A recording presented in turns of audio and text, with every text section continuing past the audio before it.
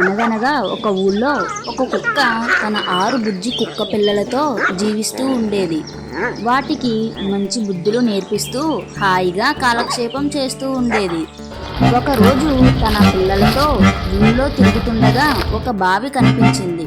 ఆ బావిని చూపించి, మీరెవ్వరూ ఈ బావి దగ్గరకు వెళ్ళకండి, చాలా ప్రమాదం అని చెప్పింది. కుక్క పిల్లలు ఒకరోజు ఆడుతూ ఆడుతూ ఆ బావి దగ్గరికే వచ్చాయి.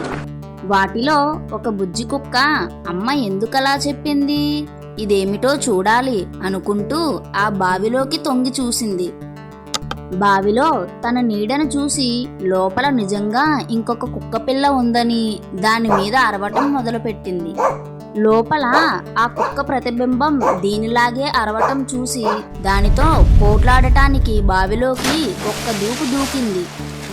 ఇంకేముంది, కుక్క నీళ్లలో పడి కొట్టుకుంటూ పెద్దగా రక్షించండి రక్షించండి అని అరవటం మొదలుపెట్టింది.